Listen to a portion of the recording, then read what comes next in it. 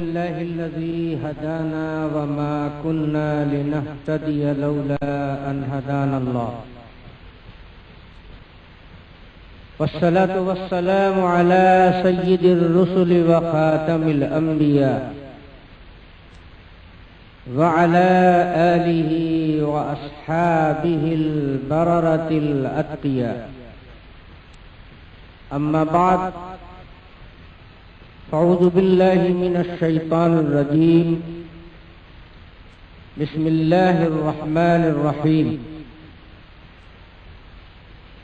لا يستوي منكم من أنفق من قبل الفتح وقاتل أولئك أعظم درجة من الذين أنفقوا من بعد وقاتلوا وَكُلًّا وَعَدَ اللَّهُ الْحُسْنَى وَاللَّهُ بِمَا تَعْمَلُونَ خَبِيرٌ صدق اللہ العظیم۔ صدر گرامی قدر، معزز علماء کرام، بزرگوں، دوستوں، نوجوانوں، عزیزوں اور محترم خواتین و دیگر حضرات سامعین،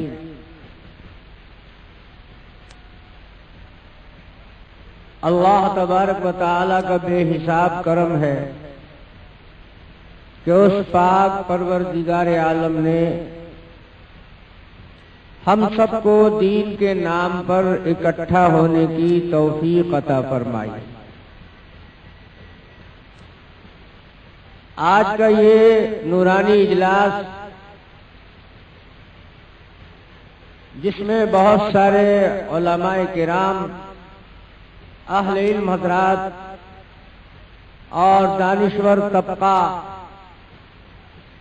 موجود ہے اور عوام و خواص بڑی تعداد میں تشریف فرما ہے،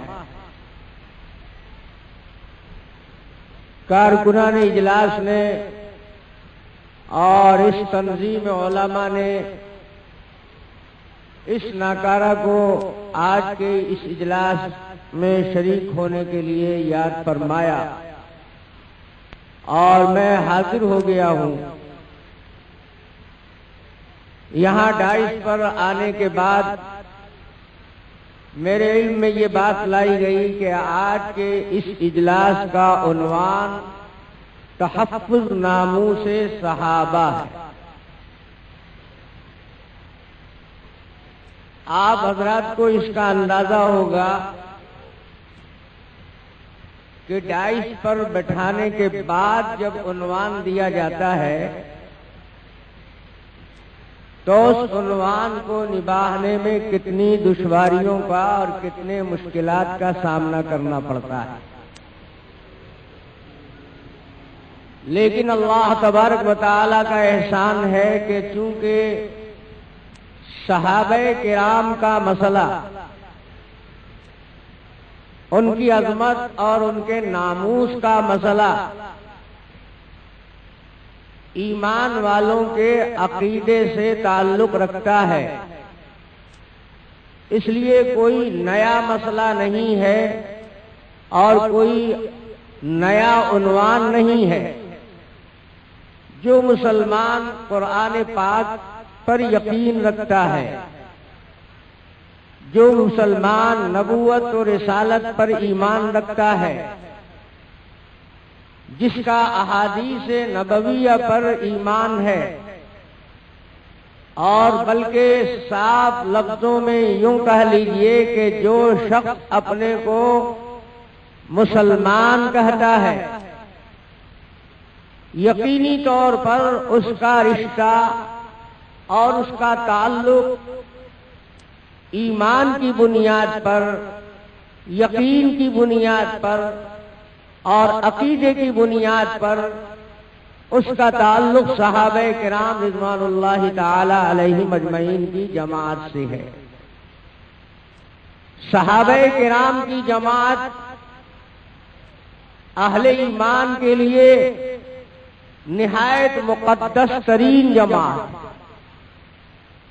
انبیاء کے بعد سب سے زیادہ تقدس اور سب سے زیادہ عظمت والی جماعت صحابہ کرام رضوان اللہ تعالی علیہم اجمعین کی ہے، بلکہ کچھ اور زیادہ واضح لفظوں میں یوں کہنا چاہیے کہ 1,24,000 انبیاء کرام علیہم الصلاۃ والتسلیم کی محنتوں کا ثمرہ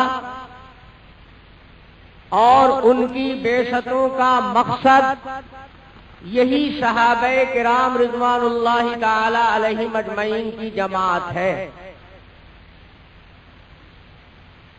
ذرا آپ غور کریں اور اپنے ذہن پر زور دیں تو یہ حقیقت بہت آسانی سے کھل کر سامنے آ جاتی ہے۔ اللہ تبارک و تعالی نے نبوت کا سلسلہ جاری فرمایا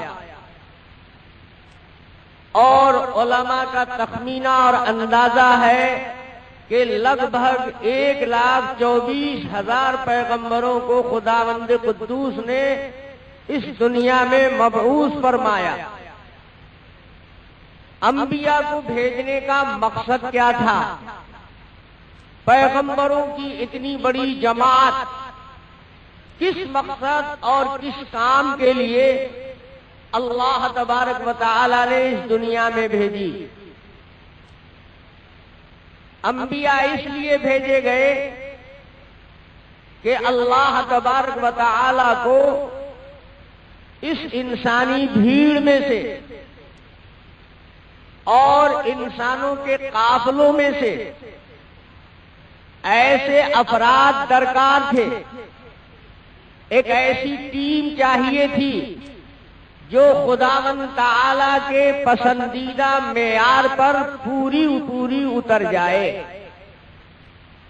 اللہ تبارک و تعالی نے پیغمبروں کو اس لیے بھیجا کہ خدائی معیار پر پورے اترنے والے افراد تیار کرے، ایک ایسی جماعت کی تشکیل کرے کہ جو جماعت اپنے کردار اور اپنی سیرت کی بنیاد پر اتنی اعلیٰ ترین ہو کہ اللہ تبارک و تعالی کی مرضی اور اس کے پسند پر پوری اترتی ہو، یعنی خدائی معیار پر پوری اترنے والی ٹیم اور جماعت تیار کرنے کے لیے اللہ تبارک و تعالی نے انبیاء کرام علیہم الصلاۃ والتسلیم کو بھیجا۔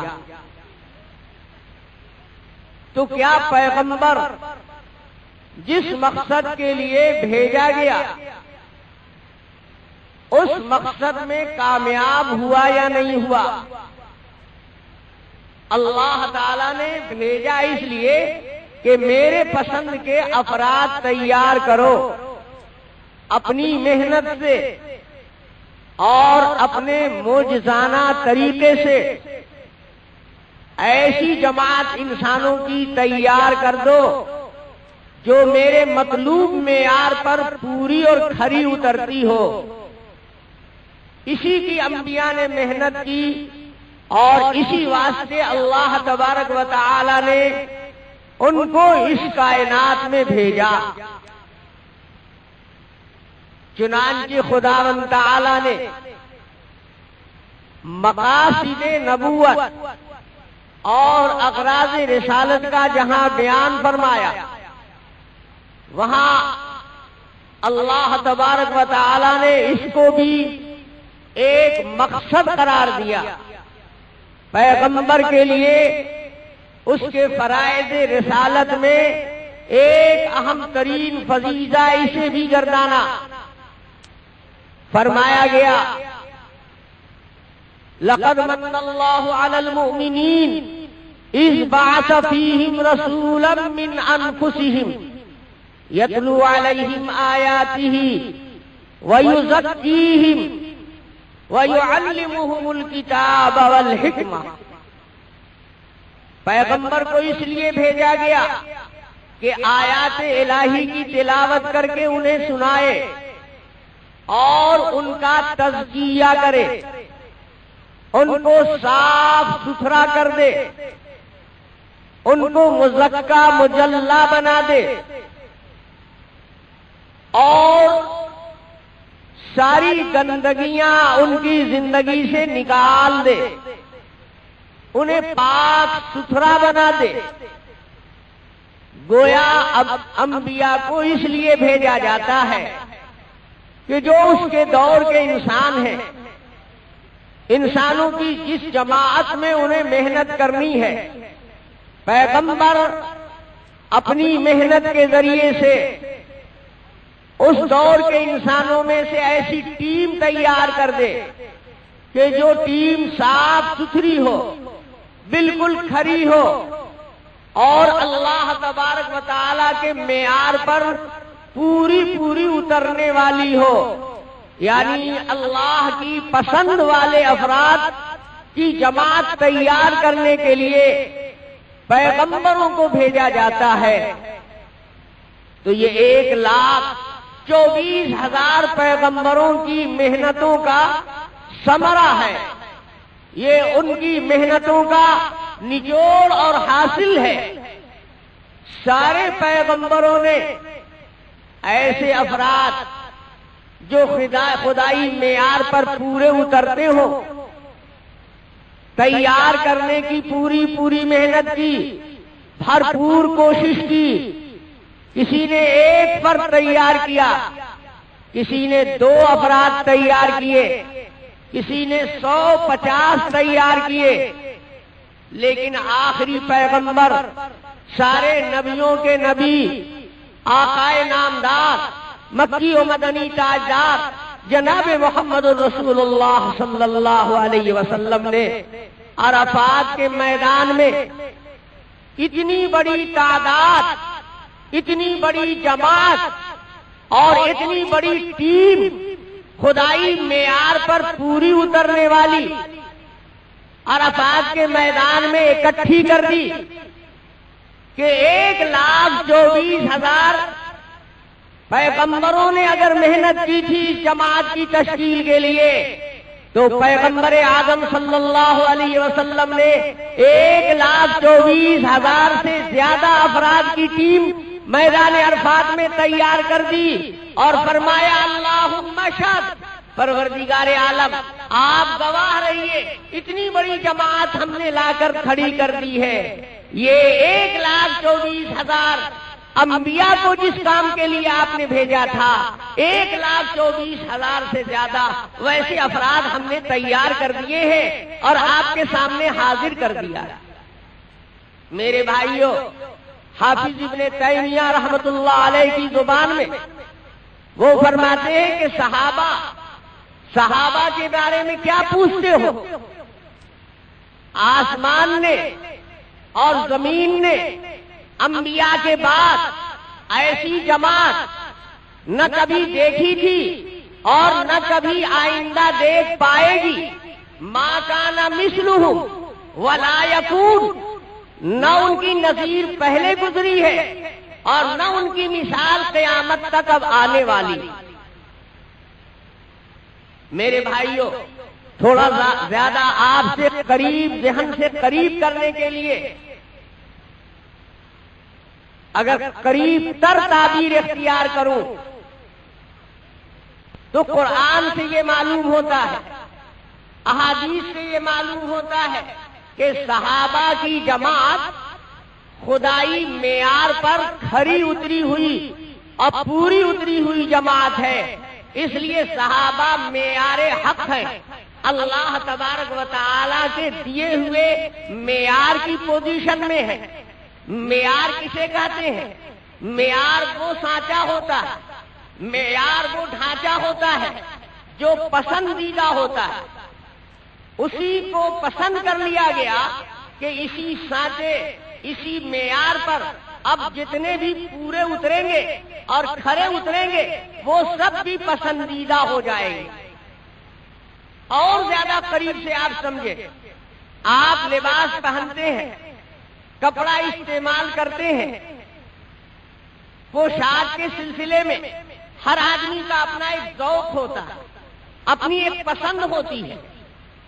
اس نے اپنے معیار اور اپنی پسند کا ایک لباس تیار کرا لیا. اب دوسرا لباس جب اسے پہننا ہے، استعمال کرنا ہے، تو وہ کاریگر کے پاس، درزی کے پاس جاتا ہے اور اپنے پسند والے اس معیار کو ساتھ لے جاتا ہے اور مختصر لفظ میں یہ کہتا ہے کہ میں زیادہ تفصیل میں جانا نہیں چاہتا، بس جیسا یہ ہے اسی کٹ کا، اسی سائز کا، اسی طرز کا، اسی معیار کا آپ کپڑا تیار کر دیں تو وہ میری پسند کا ہو جائے. اپنی پسند کا اس نے ایک معیار بنا لیا ہے. اب دوسرے جب اس معیار پر پورے اتریں گے تو وہ بھی اس کی پسند کے لائق ہو جائیں گے. اللہ تبارک و تعالی نے پیغمبروں کے ذریعے سے اور خصوصیت کے ساتھ پیغمبر اعظم جناب محمد الرسول اللہ صلی اللہ علیہ وسلم کے ذریعے سے اپنی پسند کے افراد تیار کروا لیے. اپنی پسند کی انسانوں میں ایک ٹیم تیار کروا لی اور خداوند تعالی نے اعلان فرما دیا کہ ایمان میری پسند والا اگر چاہتے ہو تو اس طرح کا ایمان لاؤ جیسا اس جماعت نے ایمان لایا ہے. آمنو کما آمن الناس، جیسے ان لوگوں نے ایمان لایا ان کے معیار کا ایمان لاؤ گے تو تمہارا ایمان قبول ہوگا. خداوند تعالیٰ نے اپنی پسند کا معیار قرار دیا ہے صحابہ کرام رضوان اللہ تعالی علیہ مجمعین کو. اسی کو کہا جاتا ہے صحابہ معیار حق ہے. حافظ ابن تیمیہ رحمۃ اللہ علیہ نے بڑا عمدہ سوال کیا ہے کہ مجھے یہ بتاؤ انبیاء اپنے مقصد میں کامیاب گئے یا ناکام گئے؟ پیغمبروں کو اللہ نے اس لیے بھیجا تھا کہ خدائی پسند کے اور خدائی معیار کے اور اس کی مرضی کے لائق افراد تیار کرے. تو 1,24,000 پیغمبر سب کے سب ناکام چلے گئے. کسی نے خدائی پسند اور خدائی معیار کے افراد تیار نہیں کیے یا سبوں نے کم و بیش تیار کیے. اور سارے پیغمبروں کو ایک طرف رکھو، آخری پیغمبر اور سارے نبیوں کے نبی آقائے نامدار سروری کائنات جناب محمد الرسول اللہ صلی اللہ علیہ وسلم نے اس مقصد کو اور بعثت کی اس غرض کو پورا کیا یا نہیں کیا؟ سروری کائنات صلی اللہ علیہ وسلم نے ایسے افراد تیار کیے یا نہیں کیے کہ جیسے افراد تیار کرنے کے لیے خداوند تعالیٰ نے انہیں بھیجا تھا، اگر انہوں نے ایسے افراد تیار کر دیے تو وہ رسالت اور بعثت کے مقصد میں کامیاب گئے. اللہ تبارک و تعالیٰ نے جس کام کے لیے انہیں بھیجا تھا اس کام کو پورا کر کے گئے. تو صحابہ کرام کو اگر معیار حق نہ مانا جائے تو انبیاء کرام علیہم الصلاۃ والسلام سب کے سب ناکام اور فیل ہو جاتے ہیں. اس لیے صحابہ کرام کی جماعت کو خدائی معیار کا اور خدائی پسند کی ٹیم ماننا ہی پڑے گا. اس لیے جب کسی صحابی کا نام آتا ہے تو اہل سنت والجماعت اپنے عقیدے کے اظہار کے طور پر، اپنے اس عقیدے کے اعلان کے طور پر وہ صحابی کے نام کے ساتھ ساتھ ایک لفظ استعمال کرتے ہیں، رضی اللہ عنہ. جب بھی صحابی کا نام آتا ہے تو اپنے عقیدے کا اظہار کرتا ہے مسلمان. سیدنا صدیق اکبر کا نام آیا تو نام لیتے ہی کہتا رضی اللہ عنہ. فاروق اعظم رضی اللہ عنہ، سیدنا عثمان ذی النورین رضی اللہ عنہ. کسی بھی صحابی کا نام آئے گا تو رضی اللہ عنہ. ایک بات یاد رکھیے، یہ رضی اللہ عنہ دعائیہ جملہ نہیں ہے. اس کا ترجمہ یہ نہیں ہے کہ اے اللہ آپ ان سے راضی ہو جائیے، بلکہ اس کا ترجمہ یہ ہے کہ اللہ ان سے راضی ہو چکا ہے۔ یہ خبر دینے والا جملہ، اور خبر اسی وقت دیا جائے گا جب اللہ تبارک و تعالی کا راضی ہونا اس بولنے والے کو معلوم ہو۔ تو یہ جو خبر دے رہا ہے کہ اللہ ان سے راضی ہو چکا ہے، تو اسے کیسے معلوم ہوا؟ کیا آپ کسی کے بارے میں کہہ سکتے ہیں کہ فلاں شخص سے اللہ راضی ہو چکا ہے اور فلاں شخص سے اللہ تعالیٰ ابھی تک راضی نہیں ہوا ہے؟ اللہ تعالیٰ کا راضی ہو جانا اور خداوند تعالیٰ کا راضی نہ ہونا یہ ایک ایسی حقیقت ہے کہ جس کا ادراک صرف اور صرف وحی کے ذریعے ہو سکتا ہے اور دوسرا کوئی ذریعہ نہیں ہے۔ کس ذریعے سے آپ کو معلوم ہوا؟ کیسے آپ پر یہ حقیقت منکشف ہوئی کہ اللہ فلاں سے راضی ہو چکا ہے اور فلاں سے اللہ تعالیٰ راضی نہیں ہوا ہے؟ وحی سے معلوم ہوا، اور وہی پیغمبر پر نازل ہوتی ہے تو گویا رسول اللہ صلی اللہ علیہ وسلم نے اور قرآن مقدس نے، اللہ کی وحی نے صحابہ کے بارے میں یہ اطلاع دے دی ہے، یہ خبر دی ہے کہ صحابہ کی جماعت وہ جماعت ہے، صحابہ کی ٹیم ایک ایسی ٹیم ہے کہ اس ٹیم اور اس جماعت کے ہر بڑے اور چھوٹے سے، ہر اعلیٰ اور ادنا سے اللہ تبارک و تعالی راضی ہو چکے ہیں۔ خداوند تعالیٰ نے ان کو اپنی رضا دے دی ہے، اور خداوند تعالیٰ نے ان کو اپنی رضا کیوں دی ہے؟ کیوں اللہ تعالیٰ ان سے راضی ہوا؟ قرآن مقدس کو اگر آپ پڑھیں گے تو اس کی علت بھی وہاں ملے گی، اس کا جواب بھی وہاں ملے گا، اس کو ڈکلیئر بھی کر دیا گیا ہے قرآن پاک میں۔ فرمایا گیا رضی اللہ عنہم ورضوا عنہ، اللہ تبارک و تعالی ان سے راضی ہو چکا اور یہ لوگ اللہ سے راضی ہو چکے۔ بڑا عجیب مسئلہ ہے۔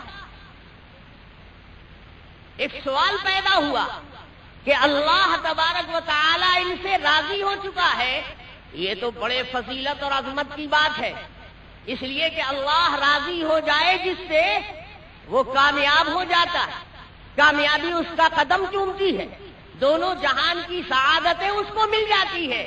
تو اللہ کا ان سے راضی ہونا تو سمجھ میں آتا ہے، لیکن یہ لوگ اللہ سے راضی ہو گئے ہیں۔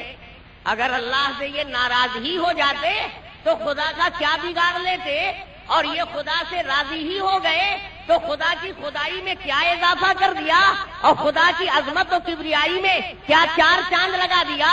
ان کے راضی ہونے کا کیا مطلب ہے اور اس کا کیا حاصل ہے؟ تو میرے بھائیوں یہ بات سمجھنی چاہیے، رضی اللہ عنہ کے بعد آتا ہے رضوا عنہ، یہ علت ہے رضی اللہ عنہ کی۔ اللہ ان سے راضی کیوں ہوا ہے؟ اللہ راضی ان سے اس لیے ہوا کہ خداوند تعالیٰ کو بھی انہوں نے اپنی رضا دے دی ہے، یہ مقام تسلیم و رضا سے گزر چکے ہیں، انہوں نے اپنا سب کچھ اللہ کی مرضی پر قربان کر دیا ہے، ان کے سامنے صرف اللہ کی رضا ہے، ان کی زندگی کا مقصد خداوند تعالیٰ کی رضا جوئی ہے۔ تو یہ مقام تسلیم و رضا سے گزرے ہوئے افراد ہیں، یہ امتحان میں کامیاب ہو چکے ہیں۔ اس کو دوسرے الفاظ میں قرآن مقدس نے ایک جگہ اور ظاہر فرمایا اولئک الذین امتحن اللہ قلوبہم للتقوی، یہ وہ جماعت ہے کہ اللہ نے ان کے دلوں کی سرزمین کا امتحان لیا ہے اور اسے جانچا ہے۔ یہی زمین تقوی کے بیج کے لیے زرخیز اور بارآور ہے۔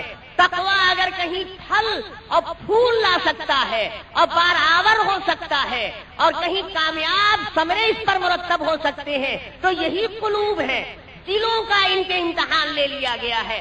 اندر سے ان کو ٹٹول لیا گیا ہے، ان کو ایسی ایسی آزمائشوں سے گزارا گیا ہے کہ اس سے کڑی آزمائش کا اب کوئی تصور بھی باقی نہیں رہ گیا ہے۔ اتنے کڑے امتحان میں یہ کھڑے اترے ہیں کہ اس سے کڑا امتحان کسی انسان کے لیے اب ممکن نہیں ہے، اور ایسے کڑے امتحان میں یہ کھڑے اترے ہیں، کامیابی سے گزرے ہیں، تو اللہ تبارک و تعالی نے بھی انہیں اپنی رضا دے دیا ہے۔ تو خداوند تعالیٰ نے اپنی رضا کیوں دیا؟ اس لیے کہ اس جماعت نے اپنی زندگی کا مقصد خدا کی مرضی بنا لیا ہے۔ خداوند تعالیٰ کی رضا جوئی ان کی حیات کا مقصد ہے، مقصد حیات ہے۔ ان کے سامنے اپنے مولا کو راضی کرنے کے سوا اور کوئی دوسرا مقصد زندگی نہیں ہے۔ تو پوری زندگی ان کی رضا جوئی میں اللہ کے گزری ہے، اس لیے اللہ نے ان کو اپنی رضا دے دیا ہے۔ اور ایک بات اور اگر آپ ذہن نشین کر لیں تو شاید بہت بڑی چیز ہاتھ لگ جائے گی۔ دیکھو، مفسرین کرام اور اکابر علماء محققین فرماتے ہیں کہ رضی اللہ عنہ کا جو لفظ ہے، اللہ نے اپنی رضا ان کو دے دیا ہے۔ تو ابھی تو اللہ نے اپنی رضا دے دیا، لیکن بعد میں آگے چل کر یہ پوری جماعت یا ان میں کے کچھ لوگ آگے چل کر بگڑ گئے اور ایسے کالے کرتوت کر بیٹھے کہ اللہ تعالی نے جو رضا دیا تھا اپنی، اس رضا سے یہ پوری ٹیم یا اس کے کچھ افراد محروم ہو گئے۔ مستقبل کے لیے تو اس میں کوئی ضمانت اور گارنٹی نہیں ہے۔ یہ تو ابھی تک کے، اس وقت تک کے جس وقت رضا دی گئی ہے، اس وقت تک کے ان کے کام کارنامے اور ان کے حالات کی روشنی میں اللہ نے ان کو رضا دی ہے۔ ان کے مستقبل کی تو کوئی ضمانت نہیں ہے، بھی آ سکتی ہے، ان میں ذہنی اور عملی بگاڑ بھی پیدا ہو سکتا ہے، تو آگے کے لیے تو کوئی گارنٹی نہیں ہے۔ تو یاد رکھیے، یہ لفظ، یہ جملہ ہمارے عقیدے کی روشنی میں بنایا گیا ہے، قرآن مقدس کی صراحت کی بنیاد پر بنایا گیا ہے۔ تو علماء کرام فرماتے اور مفسرین کرام فرماتے ہیں کہ اللہ تعالیٰ کا راضی ہونا کسی سے ایسا راضی ہونا نہیں ہے جیسے کوئی انسان کسی سے راضی ہوتا ہے۔ ہم آپ کسی سے راضی ہوں گے تو موجودہ دور کے حالات اس کے ہمارے سامنے، اس کا ماضی ہمارے سامنے، اس کا حال ہمارے سامنے، اس کا مستقبل تو ہمیں نہیں معلوم۔ تو ہم اپنی رضا دیں گے تو مستقبل سے لا علم ہے، بے علم ہے، اس لیے مستقبل میں اس کے بگڑنے کا خطرہ باقی ہے۔ تو کیا اللہ تعالی مستقبل سے ناواقف ہے؟ مستقبل اس کے سامنے نہیں ہے؟ خداوند قدوس بھی مخلوق کی طرح آنے والے زمانے کے حالات سے جاہل اور غافل و بے خبر ہے۔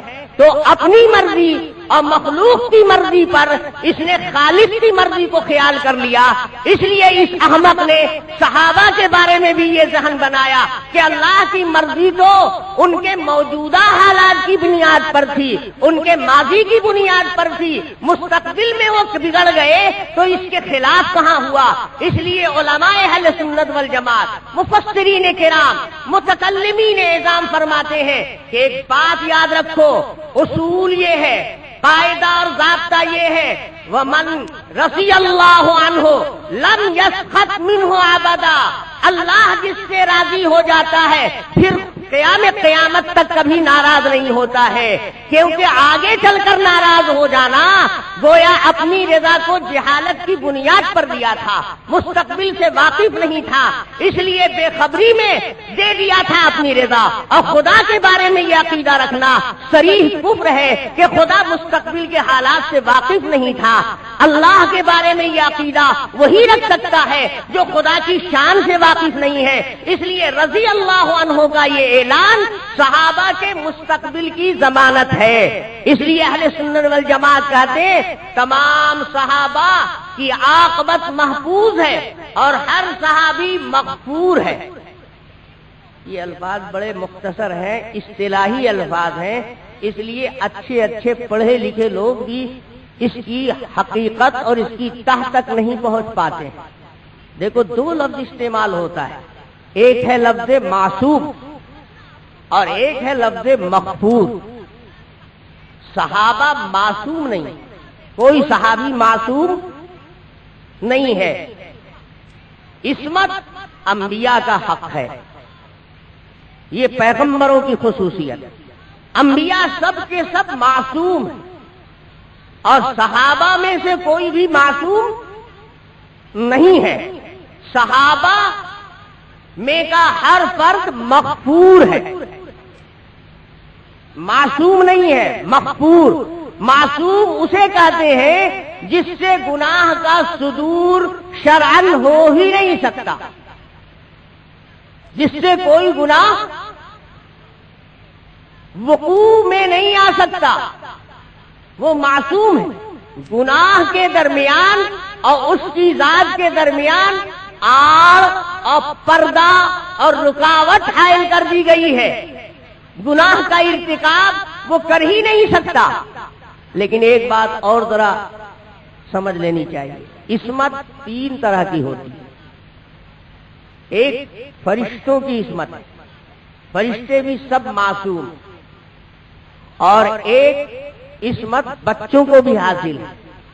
نابالغ بچے سب کے سب معصوم ہیں. چھوٹے بچے کیا کہتے ہیں، ارے مولانا یہ تو معصوم بچہ ہے.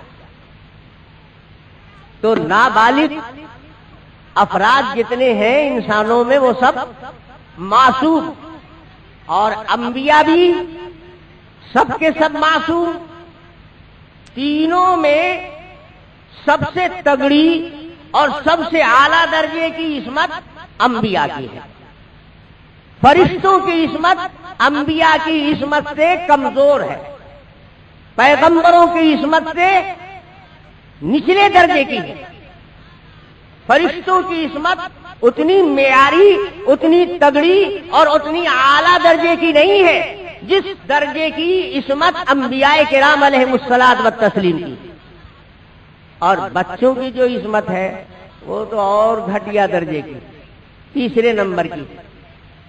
فرشتوں کی جو عصمت ہے وہ اس بنیاد پر ہے کہ گناہ کرنے کی ان میں قدرت ہی نہیں، طاقت ہی نہیں. جیسے آپ اس کو بہت قریب سے سمجھ لیجئے، ایک شخص مرد ہے لیکن ساتھ ہی ساتھ نامرد ہے تو مرد لیکن نامردی کا مرض ہے اس کو. تو نامرد زنا کا ارتکاب کرے گا؟ نہیں کر پائے گا. کیوں؟ اس لیے کہ اس میں اس فعل کی قدرت نہیں ہے، صلاحیت ہی نہیں.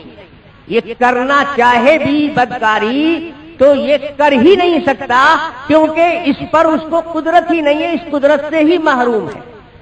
تو فرشتے گناہ کرنے کی قدرت اور صلاحیت رکھتے ہی نہیں.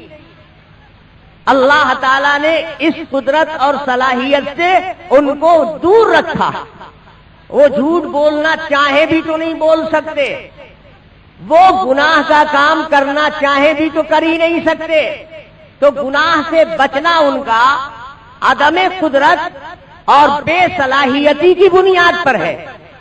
گناہ سے اس لیے وہ بچے ہوئے ہیں کہ گناہ کرنے کی ان میں قدرت اور صلاحیت ہی نہیں ہے.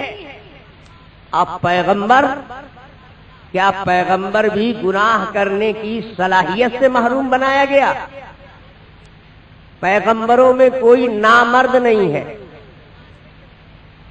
اللہ تبارک و تعالی نے پیغمبروں کو سب سے زیادہ مردانہ قوت اور صلاحیت عطا فرمایا، بلکہ ایک پیغمبر کو 70 جنتی مردوں کی مردانہ صلاحیت عطا کی جاتی. اس دنیا کے مرد نہیں، جنت کے 70 مردوں کے برابر ایک پیغمبر کو قوت مردانہ عطا فرمائی جاتی ہے.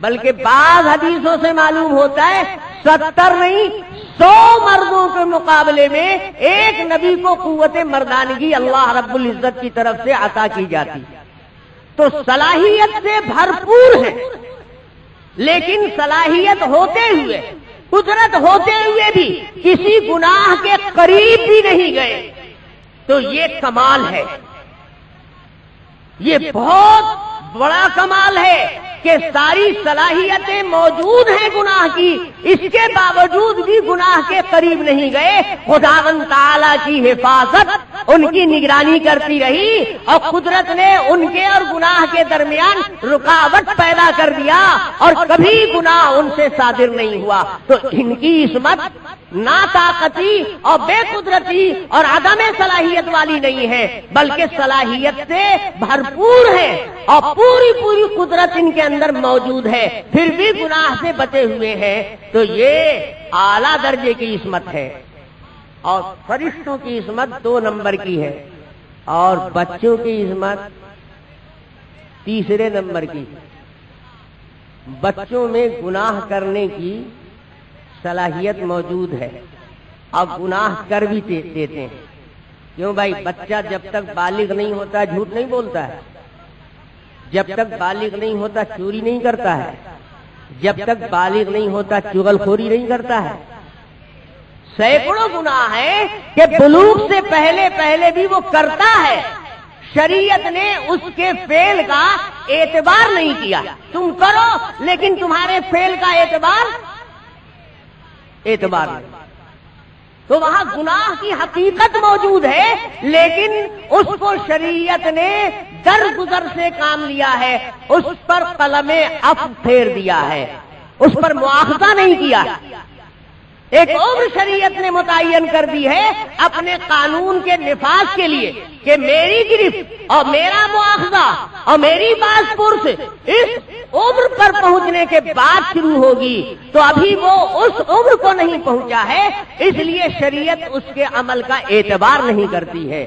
تو ہے تو وہاں گناہ کی حقیقت موجود، غلط کاریاں بھی موجود ہیں، لیکن شریعت نے اس کو معافی دے دیا ہے، عدم اعتبار کی بنیاد پر اس کو بھی معصوم مانا گیا ہے۔ جیسے بعض بالغ لوگ بھی معصوم تو نہیں کہے جاتے ہیں، لیکن ان کے قول و فعل کو بے اعتبار مانا جاتا ہے۔ مثال کے طور پر کوئی بالغ ہونے کے بعد پاگل ہو جائے،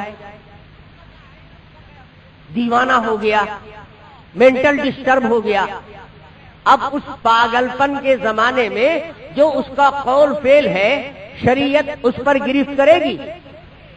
اگر کوئی پاگل آپ کو 4 گالی دے دے تو آپ عدالت میں جا کر مقدمہ دائر کریں اور پنچوں کو بٹور کر پنچیتی کریں، تو لوگ اس پاگل کو کچھ نہیں کہیں گے، آپ ہی کو کہیں گے کہ وہ تو پاگل تھا، آپ بھی پاگل ہو گئے ہو۔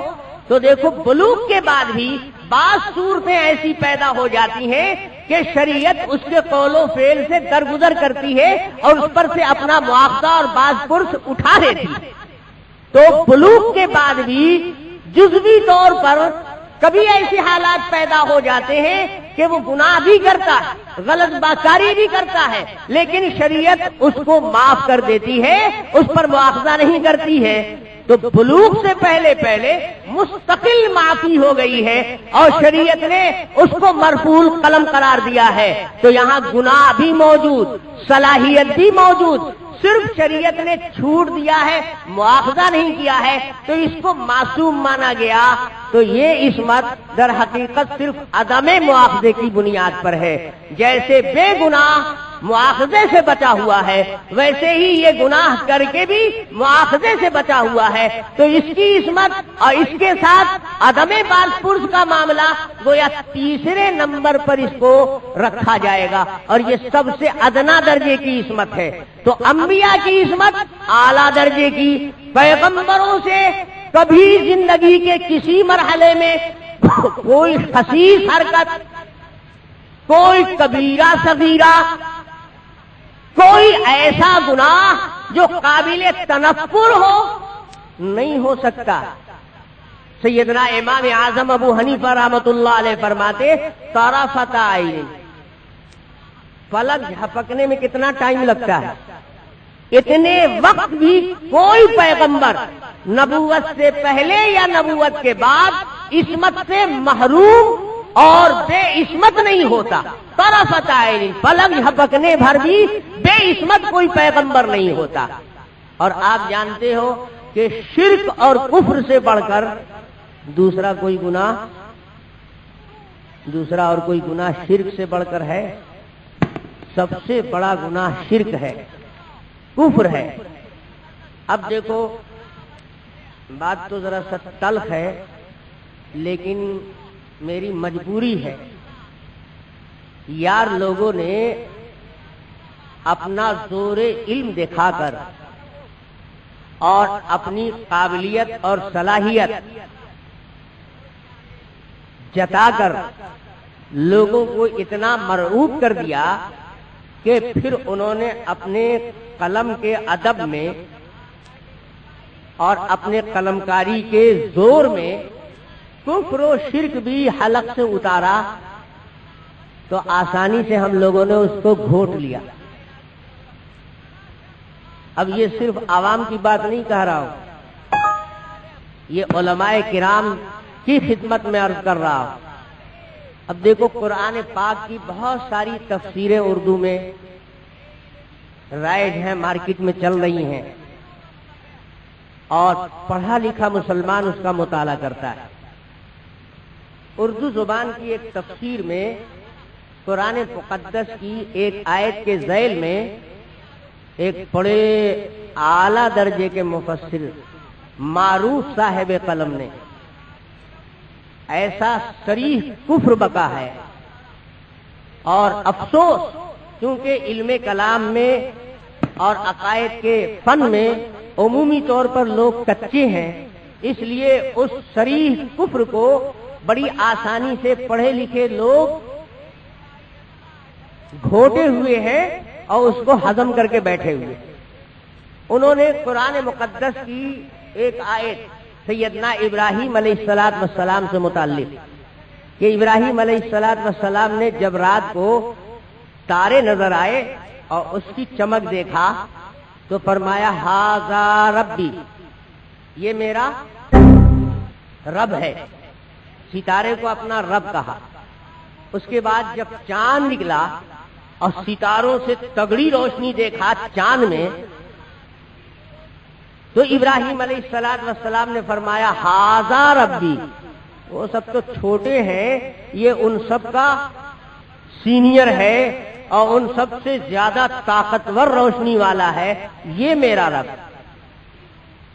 फलम्मा रअ शम्सा बाज़िग़तन, जब सुबह हुई और सूरज निकला और चांद से ज्यादा तगड़ी रोशनी लेकर नमूदार हुआ सूरज, तो हजरत इब्राहीम अलैहिस्सलात वस्सलाम ने फरमाया, हाज़ा अकबर, ये तो सबसे ज्यादा बड़ा रोशनी वाला है, इसकी रोशनी के सामने तो सारे पिछले रोशनी वाले मान और मध्यम पड़ गए। हाज़ा रब्बी, ये मेरा रब। एक पैगंबर ने तीन गैरिल्लाह को, गैर खुदा को अपना रब कहा, सितारे को अपना रब कहा, चांद को अपना रब कहा, अब फिर सूरज को अपना रब कहा। तो न तारा खुदा है और न चांद खुदा है और न सूरज खुदा है। तीन गैरुल्लाह को एक पैगंबर ने अपना रब माना, तो नबी ने शिर्क किया कि नहीं किया? ये सवाल पैदा हुआ। तो उन्होंने इसका जवाब दिया कि शिर्क तो हुआ, लेकिन क्या इब्राहीम अलैहिस्सलात वस्सलाम इस शिर्क पर कायम रहे? ये उनका आखिरी फैसला था? नहीं, अभी तो खुदा की तौहीद की तलाश में थे वो।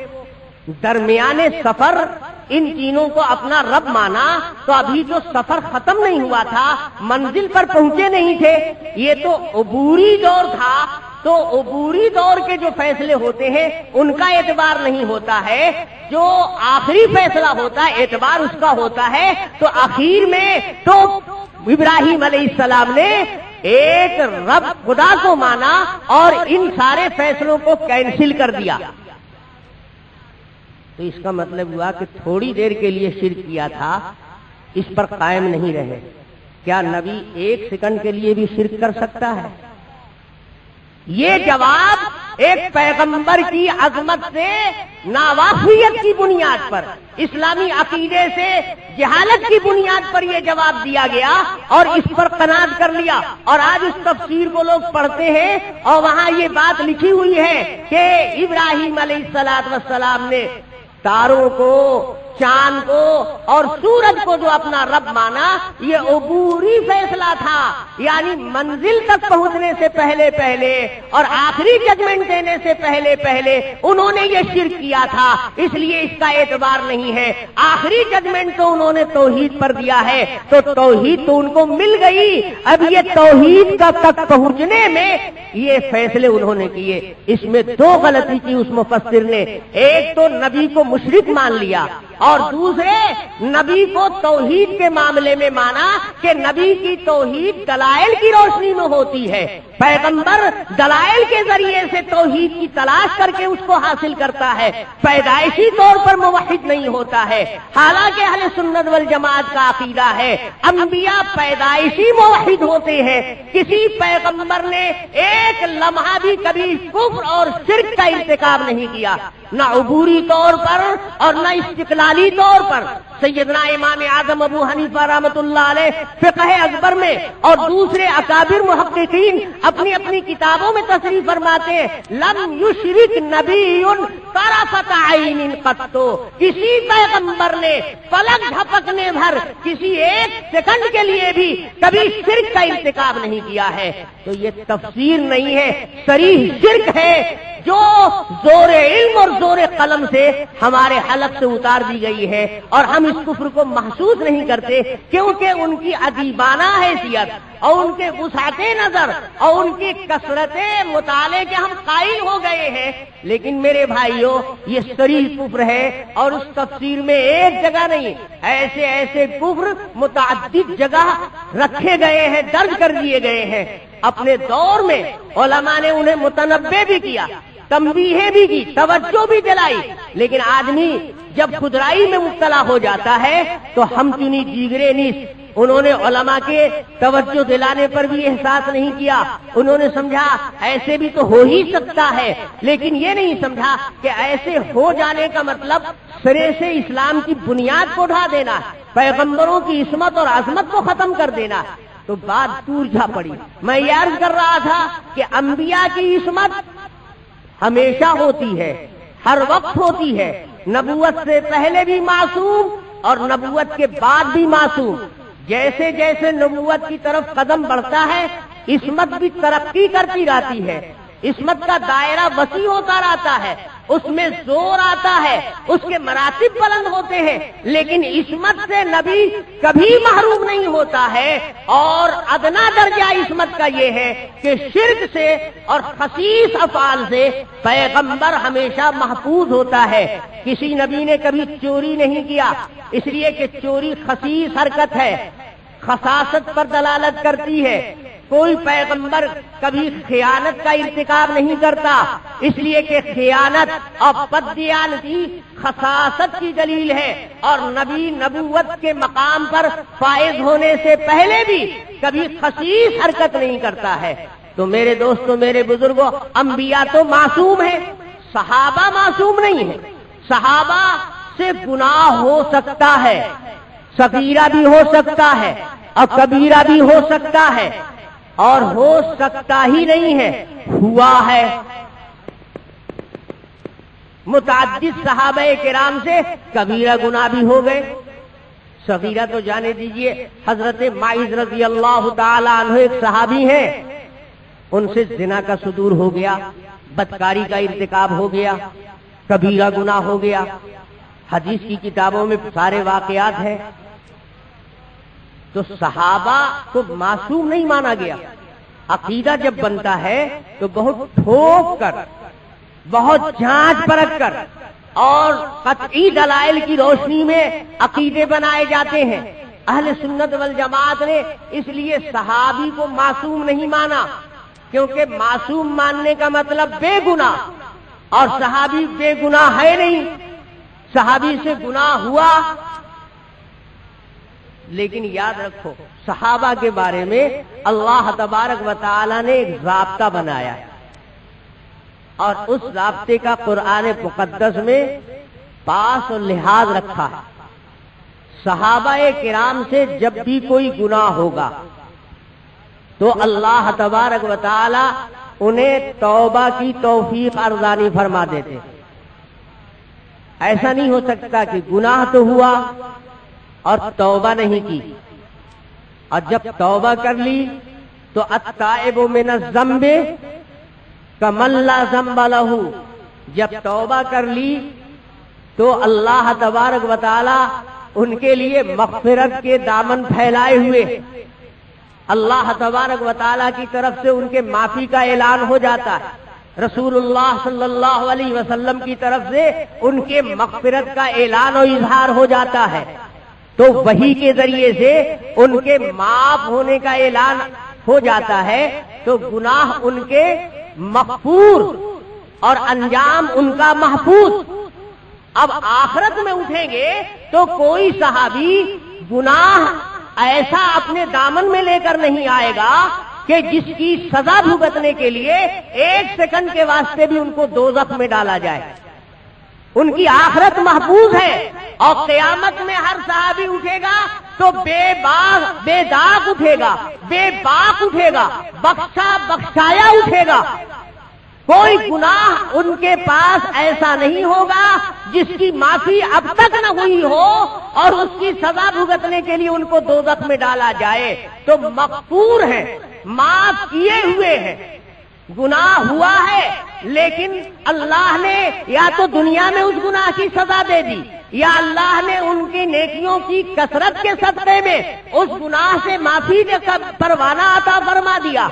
اس لیے صحابی کی کوئی غلطی قرآن پاک میں ایسی نہیں ہے جس کا قرآن میں ذکر ہو اور پھر معافی کا اعلان نہ کیا گیا۔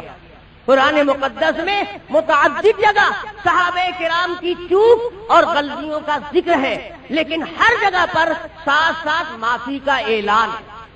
ایک آدھ مقامات میں مثال کے طور پر اس لیے پیش کر دے رہا ہوں تاکہ آپ جب قرآن پاک کا مطالعہ کریں تو آپ اپنے ذہن میں یہ بات رکھیں کہ وہاں ڈھونڈیں آپ کہ جہاں گناہ ہے، جہاں ان پر گرفت ہے، جہاں پر ان کی کمی اور ان کی خطا کا ذکر ہے، وہاں پر ساتھ ہی ساتھ معافی کا اعلان ہے کہ نہیں۔ ایک مقام بھی قرآن میں ڈھونڈنے سے کوئی نہیں دکھا سکتا کہ صحابی کی غلطی کا تو ذکر ہے، ان کے گناہ کا تو ذکر ہے، اور وہاں پر معافی کا اعلان نہیں ہے۔ خداوند تعالیٰ نے قرآن مقدس سے یہ اصول اور ضابطہ دیا کہ صحابہ کرام بے گناہ تو نہیں ہیں، لیکن ان کے گناہ کی معافی کا انتظام کر دیا گیا ہے۔ وہ مرنے کے بعد کسی گناہ کی بنیاد پر مواخذے میں نہیں آئیں گے، ان پر گرفت باقی نہیں ہے، وہ بخشے بخشائے اٹھیں گے، معافی کا پروانہ ان کو دے دیا گیا میں نہیں ہوگا، اور کوئی صحابی گناہ گار نہیں ہوگا۔ میرے بھائیوں، دلائل اس کے وہ میں بعد میں پیش کروں گا، ابھی ایک بات صرف یہ عرض کرنا چاہتا ہوں کہ صحابہ کے بارے میں جو موقف ہے اہل سنت والجماعت، جو علماء دیوبند کا موقف، صحابہ کی جو عظمت ہے اور صحابہ کرام کے ناموس پر جو ہم اپنی جانوں کو قربان کرتے ہیں اور اس کو عقیدے کا مسئلہ بناتے ہیں، اس کے پس پشت وحی کے دلائل ہیں، احادیث اور کتاب و سنت کی روشنی میں یہ چیز بنائی گئی ہے۔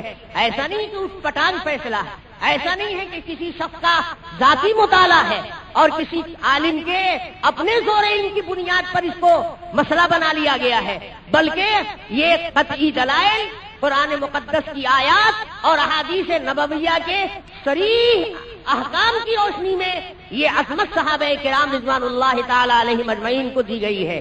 قرآن پاک میں یہ چیز موجود ہے۔ ایک جگہ اللہ تعالیٰ نے صحابی کی غلطی کا ذکر کیا، اب بڑے اونچے صحابی بلکہ چند صحابہ، دیکھو روزہ شروع میں جب فرض ہوا تھا تو ابتدا میں ضابطہ یہ تھا کہ کھا پی کر عشاء کی نماز پڑھ کر جب آپ سو گئے تو سو جانے سے روزہ اسٹارٹ ہو جاتا. اب رات میں کسی کی نیند ٹوٹی اور جاگا تو کھا نہیں سکتا تھا. اس وقت روزے کی ابتدائی شکل یہی تھی.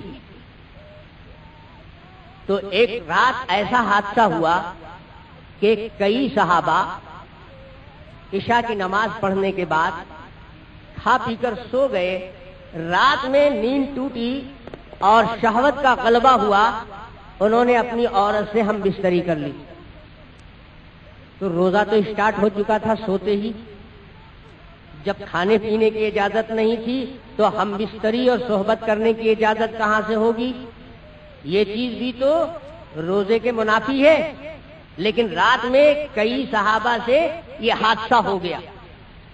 اب صبح ہوئی تو وہ صحابہ رسول اللہ صلی اللہ علیہ وسلم کی خدمت میں حاضر ہوئے اور انہوں نے حضور کے سامنے اپنے اس غلطی کا اظہار کیا کہ اللہ کے حبیب روزہ تو اسٹارٹ ہو گیا تھا, کھانا پینا اور اپنی بیوی سے ہم بستری کرنا یہ تو ہمارے لیے روزے کی حالت میں ممنوع تھا, لیکن کیا کیا جائے, غلبہ شہوت, نفس کا تقاضا غالب آیا اور رات ہم نے سونے کے بعد پھر یہ کام کر لیا. اس میں فاروق اعظم رضی اللہ تعالی عنہ بھی تھے اور چند صحابہ تھے. تو نبی پاک صلی اللہ علیہ وسلم پر حکم نازل ہوا, اس مسئلے سے متعلق آیت نازل ہوئی. اللہ تبارک و تعالی نے جبرائیل امین کو وحی دے کر بھیجا, علم اللہ انکم کنتم تختانون انفسکم.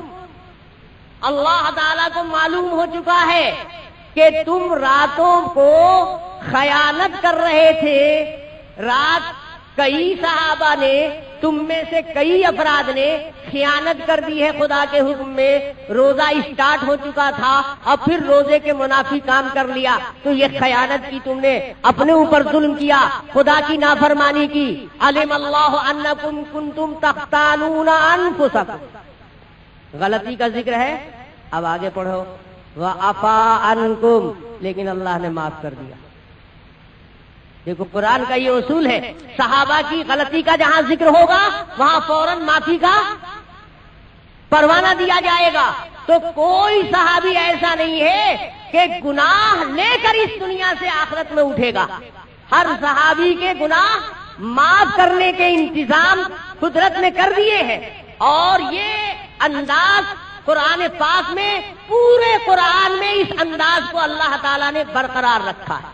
غزوہ احد میں چند صحابہ کو رسول اللہ صلی اللہ علیہ وسلم نے پہاڑی پر ڈپوٹ کر دیا تھا, ہماری فتح ہو یا ہماری شکست ہو, تم کو یہاں سے کسی حال میں ہٹنا نہیں ہے. لیکن بڑی تعداد ان میں کی ہٹ گئی تھی. قرآن نے اس کا ذکر کیا تو وہاں بھی کہا اللہ نے لیکن معاف کر دیا. تو گویا صحابہ کرام گناہ کا ارتکاب ہوا, ان سے معصوم نہیں, لیکن یہ مقدمہ اللہ تعالی کی عدالت میں ایکسپٹ نہیں کیا گیا, خارج کر دیا گیا. گناہ تو ہوا لیکن قدرت نے اس مقدمے کو لیا نہیں, اس مقدمے کو چلایا نہیں. اس کی مثل آئی اور قدرت نے اس مقدمے کو خارج کر دیا. اب اسی خارج شدہ مقدمے کی نقل لے کر یار لوگ شور مچا رہے ہیں کہ دیکھو ان پر اتنے اتنے خطرناک مقدمات کی دفعات قائم ہوئی ہیں, انہوں نے ایسا کیا ایسا کیا ایسا کیا, تو کیا ہم ان پر تنقید نہ کریں؟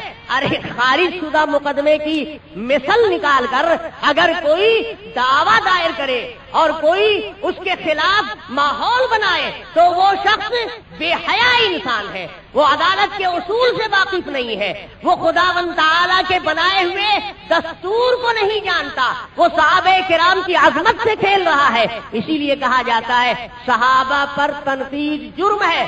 تنقید کہتے ہیں ان کی کمزوریوں کو اچھالنا. ہم یہ نہیں کہتے ان میں کمزوریاں نہیں ہیں, ہم یہ نہیں کہتے ان سے گناہ نہیں ہوئے, ان کی کمزوریوں کو اجاگر کرنا, اس کو نمایاں کرنا, یہ خارج شدہ مقدمے کی مثل کو لے کر ڈھنڈورا پیٹنا ہے کہ ان پر دیکھو ایسے ایسے مقدمات چلے ہیں. ہم کہتے چلے نہیں ہیں, تم عقل کے اندھے ہو. وہ خارج کیے گئے ہیں, ان کی معافی ہو چکی ہے. تو جو جرم معاف ہو گیا ہو اس پر اگر کوئی مواخذہ کرے تو وہ شخص بدنیت ہے, اس کی نیت میں فساد ہے, یا وہ شخص ان کی عظمت سے واقف نہیں ہے, یا وہ شخص کتاب اور سنت کے مزاج کو نہیں جانتا. میرے بھائیوں, اور صحابہ کرام کے بارے میں یہ موقف بنایا گیا, کیوں بنایا گیا, اس کے پیچھے دلائل کیا ہیں؟ اب ایک بات اور سنو, جب صحابہ سب بخشے بخشائے, قیامت میں کوئی صحابی مجرم کی حیثیت سے نہیں اٹھایا جائے گا, تو ہر صحابی جنتی ہوا, اس کا ڈائریکٹ داخلہ جنت میں ہوگا یا کچھ گناہ ہونا کی سزا پا کر پھر جنت میں جائے گا؟ ایک صحابی بھی, کوئی ادنا سے ادنا صحابی بھی ایک سیکنڈ کے واسطے بھی دوزخ میں نہیں ڈالا جائے گا, بلکہ ہر سب صحابی کا دخول اولی جنت میں ہوگا. ہر صحابی جنتی ہے. تو جنتی انسانوں کی پیروی کرنی چاہیے کہ نہیں کرنی چاہیے؟ جنتی انسان کو اپنا معیار بنانا چاہیے کہ نہیں بنانا چاہیے؟ جنتی انسان کے قول اور فعل کو, جس پر اللہ کی طرف سے معافی دے دی گئی ہے, ان کو چھوڑ کر, اس لیے کہ ان کو معافی تو اسی لیے دی گئی کہ وہ فعل ناکردنی تھے, تو اللہ کی طرف سے جس پر معافی کا نمبر نہیں آیا, ایسے افعال چھوڑ کر ان کی زندگی کے باقی تمام افعال سند بنیں گے یا نہیں بنیں گے؟ اس لیے کہ وہ تو خدائی معیار والے انسان ہیں. ویسے ہی افراد تو اللہ تعالیٰ کو چاہیے, ویسی ہی جماعت تو پیدا کرنے کے لیے اللہ نے پیغمبروں کو بھیجا تھا, تو وہ دنیا کے دوسرے انسانوں کے لیے نمونہ بنیں گے, معیار بنیں گے. اور کچھ افراد تو ایسے ہیں کہ اللہ کے پاک حبیب صلی اللہ علیہ وسلم نے ان کو دنیا ہی میں جنت کی بشارت دے دی تھی. دنیا ہی میں ان کے جنتی ہونے کا اعلان ہو گیا تھا. سیدنا فاروق اعظم رضی اللہ تعالیٰ عنہ, سرور کائنات صلی اللہ علیہ وسلم معراج سے واپس آئے, فرمایا کہ عمر قریب آؤ, میں معراج سے آ رہا ہوں, جنت کی سیر میں نے کی ہے.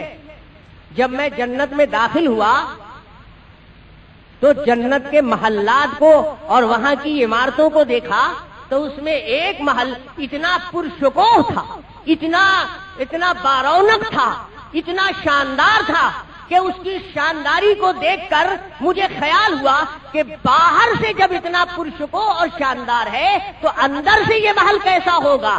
مجھ سے رہا نہ گیا, میں نے پوچھا, خداوندا سارے محلوں میں یہ چمکتا ہوا نرالا محل, یہ شاندار عمارت کس کے لیے جنت میں بنائی گئی ہے؟ تو اللہ تبارک و تعالیٰ نے مجھے بتایا فرشتے کے ذریعے کہ آپ کی ہی امت کا ایک شخص ہے جس کے لیے یہ محل تیار کیا گیا ہے, آپ کی امت کا ایک فرد ہے. میں نے پوچھا, میری امت کا ایک فرد ہے, اس کا نام کیا ہے جس کے لیے یہ محل تعمیر کیا گیا ہے؟ فرمایا گیا کہ عمر نام ہے اس شخص کا جس کے لیے یہ محل تعمیر کیا گیا ہے. فرمایا عمر, اس شاندار محل کو دیکھ کر میری طبیعت مچل گئی اور جی چاہا کہ باہر سے جب ایسا ہے تو اندر سے کیسا ہوگا. میں نے فرشتے سے کہا کہ اندر لے چلو. جب میں دروازے پر آیا تو مجھے تمہاری غیرت یاد آ گئی, تمہاری غیرت یاد آئی. میں سوچنے لگا کہ یہ محل خدا نے بنایا ہے عمر کے واسطے, تو اس مکان کا مکین اور مالک عمر ہے, اور عمر سے اجازت لی نہیں تھی, تو بلا اجازت مکان میں جاؤں کیسے؟ کہیں ایسا نہ ہو کہ میں اندر داخل ہو جاؤں اور مکان والے کو ناگواری ہو اور اس کی غیرت کو ٹھیس لگ جائے. تو عمر, میں باہر سے دیکھ کر اور دروازے سے پلٹ کر آیا ہوں, اس محل کو میں نے دیکھا ہے جو خدا نے جنت میں تمہارے لیے تعمیر کر رکھا ہے. عمر نے فرمایا, اے اللہ کے حبیب, کیوں نہیں آپ اپنے قدموں سے آپ نے رونق بڑھا دی اس کی, اگر آپ داخل ہو جاتے تو اس میں تو اور 4 چاند لگ جاتا. افا علیہ کا آکار ہو یا رسول اللہ, کیا عمر کو آپ پر غیرت آتی، عمر کو ہرگز غیرت نہ آتی. آپ داخل ہوتے تو آپ کے قدموں کی برکت بھی مل جاتی. تو عمر کا محل بھی دیکھ کر آئے. عمر کو کہا جنتی ہے، جنت میں ہے. اور صدیق اکبر اور فاروق اعظم یہ دو صحابی تو ایسے ہیں کہ ابھی جنت میں. یہ نہیں کہ حشر برپا ہوگا اور لوگ قبروں سے اٹھائے جائیں گے اور تب جائیں گے جنت میں، وہ بات نہیں. ابھی بھی اس وقت بھی فاروق اعظم اور صدیق اکبر کہاں ہیں؟ جنت میں ہے. اس لیے کہ صدیق اکبر اور فاروق اعظم رضی اللہ تعالی عنہما کا مزار مقدس کہاں ہے؟ روضہ رسول میں ہے نا، حجرہ عائشہ میں ہے. اور رسول اللہ صلی اللہ علیہ وسلم نے ارشاد فرمایا ہے، اب بھی جاؤ گے، حجاج کرام جاتے ہیں. سعودی حکومت نے بخاری کی اس حدیث کو باقاعدہ وہاں آویزہ کرا دیا ہے. قال النبی صلی اللہ علیہ وسلم ما بین منبری و حجرتی ما بین منبری و قبری روضۃ من ریاض الجنہ. میرے منبر سے لے کر میری قبر تک، میرے کمرے تک زمین کا جو حصہ ہے یہ جنت کی کیاریوں میں کی ایک کیاری ہے. یہ بخاری کی حدیث وہاں آویزہ ہے. بخاری میں قبر کا لفظ نہیں ہے، لیکن اور دوسری حدیث کی کتابوں میں قبر کا لفظ بھی آیا ہے. ان الفاظ سے بھی روایت آئی ہے ما بین منبری و قبری روضۃ من ریاض الجنہ. اور کوئی فرق نہیں پڑتا، حجرہ بھی رسول پاک صلی اللہ علیہ وسلم کا وہی حجرہ عائشہ ہے. سیدہ عائشہ رضی اللہ تعالی عنہا کے حجرے میں حضور کا وصال ہوا. حضور انتقال کے وقت اس حجرے میں تھے اور وہیں آپ کی قبر بھی ہے. تو قبر کہا جائے یا حجرہ کہا جائے، وہاں سے لے کر منبر تک کی زمین جنت کی کیاریوں میں کی ایک کیاری ہے. تو وہ جنت کا ٹکڑا ہے. صدیق اکبر اور فاروق اعظم آج بھی جنت ہی میں ہیں اور انشاءاللہ العزیز آئندہ بھی جنت میں. یعنی انشاءاللہ اس لیے کہہ رہا ہوں کہ جو محقق علماء کرام ہیں وہ فرماتے ہیں کہ یہ حصہ زمین کا سورہ اسرافیل سے نابود نہیں ہوگا، بلکہ زمین کا اتنا حصہ اللہ تبارک و تعالی سورہ اسرافیل کے وقت بالکل اسی طرح اٹھا کر اور اس کو جنت میں ڈال دیں گے. تو انشاءاللہ یہی حصہ جنت میں جائے گا. تو صدیق اکبر اور فاروق اعظم آج بھی جنت میں اور آئندہ بھی جنت میں. اور رسول اللہ صلی اللہ علیہ وسلم نے خصوصیت سے سیدنا عمر کو جنت میں ان کے محل کے دیکھنے کی خوشخبری اور بشارت بھی دی. اور اتنا ہی نہیں کیا بلکہ اللہ کے حبیب نے فرمایا کہ عمر میری امت اور میرے صحابہ کے افراد میں ایک اتنا ممتاز ترین فرد ہے کہ اس میں نبوت کی تمام صلاحیتیں موجود ہیں. اگر دروازے نبوت بند نہ ہو گیا ہوتا تو عمر میرے بعد نبی ہوتے. لو کان بعدی نبی لکان عمر. اگر میرے بعد نبی ہوتا کوئی شخص تو عمر نبی بنائے جاتے. یعنی نبوت کا دروازہ بند ہو گیا لیکن صلاحیتیں نبوت کی عمر کے اندر موجود ہیں. تو عمر فقط صحابی نہیں ہے، نبوت کی شان والے صحابی ہیں. عمر صرف صحابی نہیں ہے، جنتی صحابی ہیں. عمر صرف صحابی نہیں ہے، اللہ نے ان کی فطرت میں ایسی سلامت روی دی ہے کہ عمر رائے دیتے ہیں اور جبرائیل امین اسی کے مطابق وہی لے کر آتے ہیں. کتنے مقامات ایسے ہیں کہ عمر کی رائے کے مطابق قرآن کا نزول ہوا ہے. اس لیے اللہ کے حبیب نے اعلان فرمایا عمر کی پیروی کرو. عمر کی پیروی کرنے والا فقط صحابی کی پیروی نہیں کر رہا ہے بلکہ نبوت والے شان کہ صحابی کی پیروی کر رہا ہے، جنتی انسان کی پیروی کر رہا ہے. اور اللہ کے حبیب نے فرمایا کہ عمر وہ ہے کہ اگر کسی راستے سے شیطان آتا ہوا ہوتا ہے، عمر اس راستے کو پکڑ لے تو شیطان اس راستے کو چھوڑ دیتا ہے. کیوں بھائی؟ عمر کے راستے کو کون چھوڑتا ہے؟ شیطان. ہم لوگ عمر کے راستے کو چھوڑیں گے؟ کون اپنے آپ کو شیطان بننا پسند کرے گا؟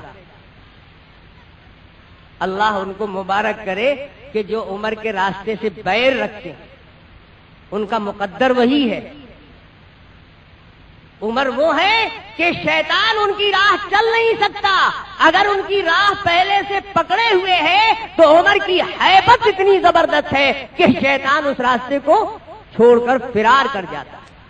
تو میرے بھائیوں، میرے بزرگوں، میں یہ عرض کر رہا تھا کہ جنتی تو تمام افراد ہیں صحابہ، لیکن اس کے باوجود بھی فرق مراتب ہے۔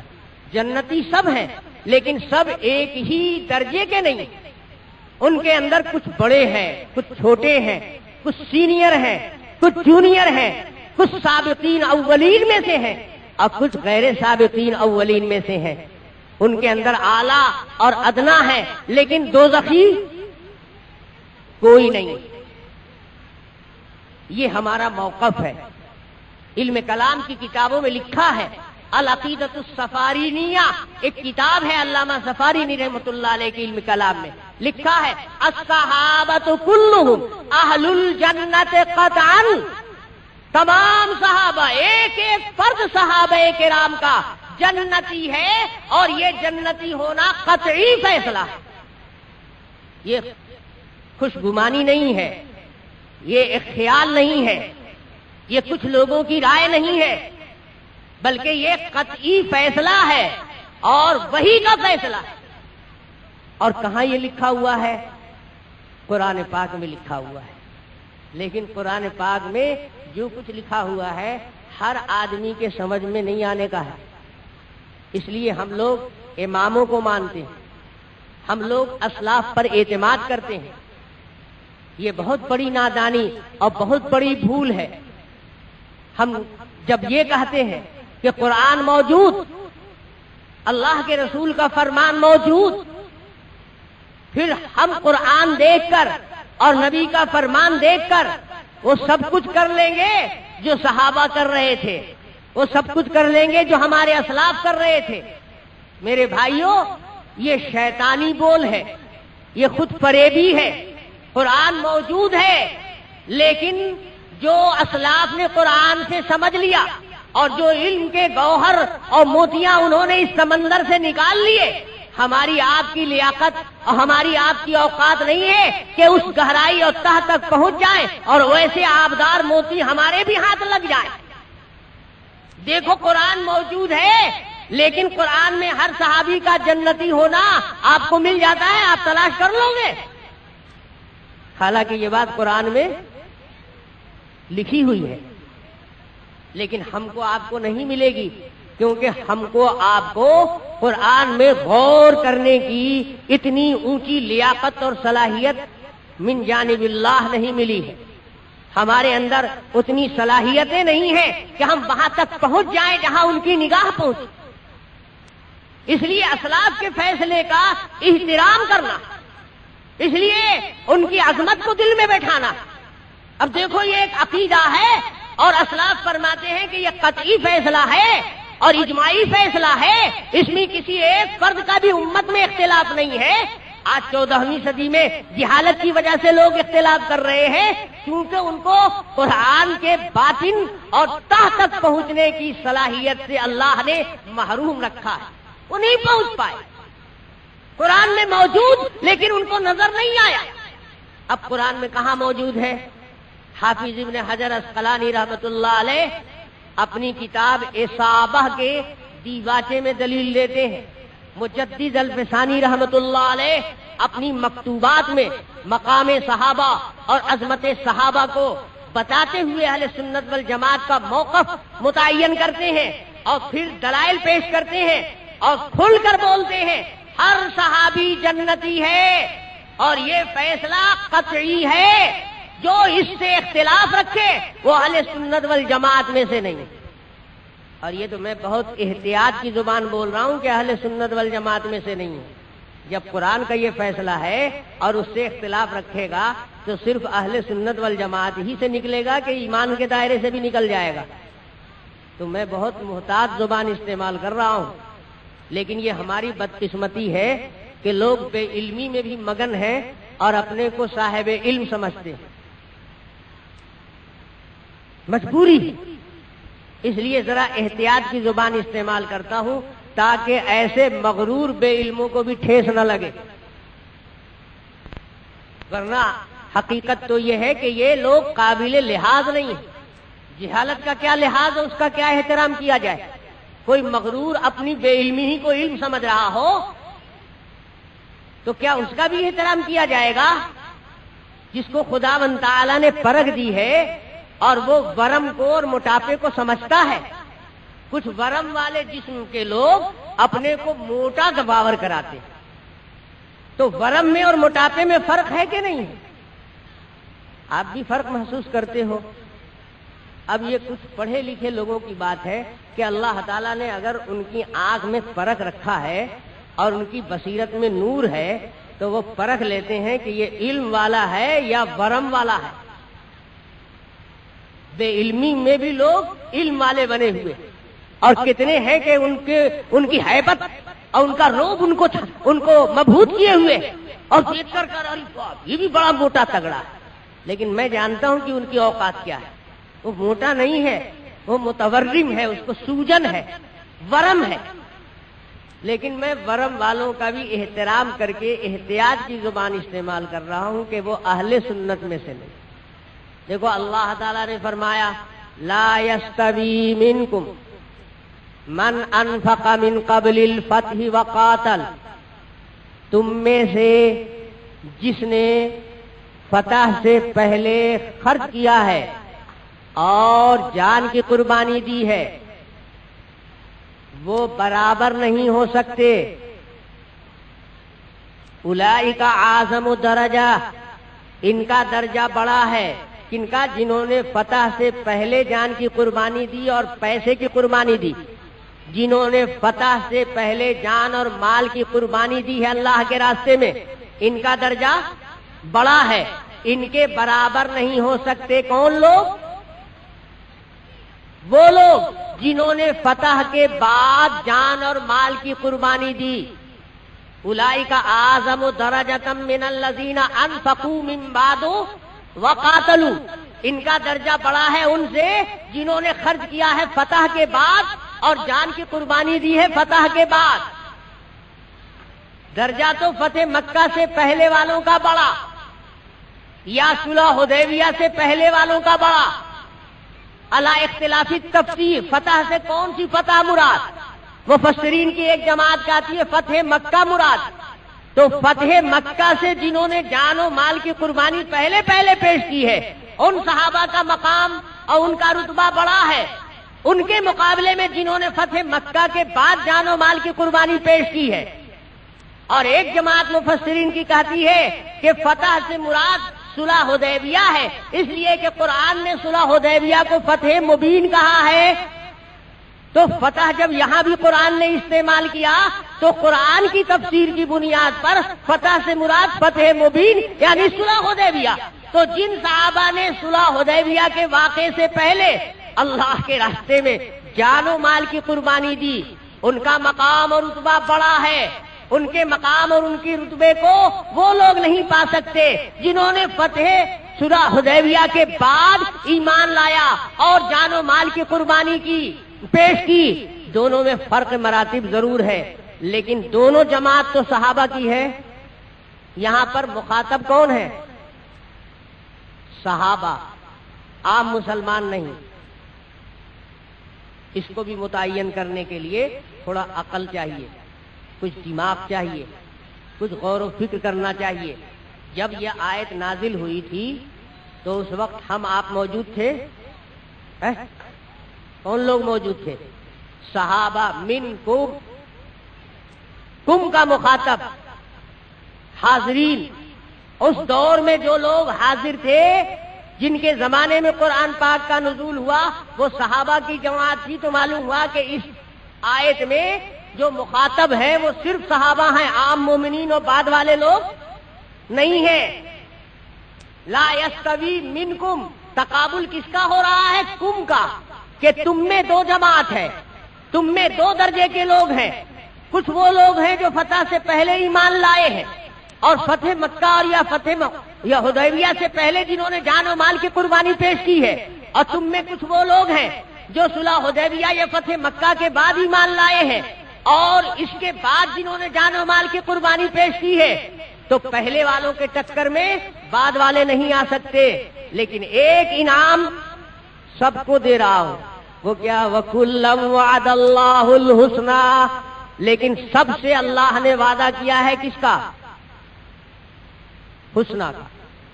اللہ کا وعدہ دونوں جماعت تمام صحابہ کرام سے، ایک ایک فرد سے کاہے کا وعدہ ہے؟ حسنا کا وعدہ۔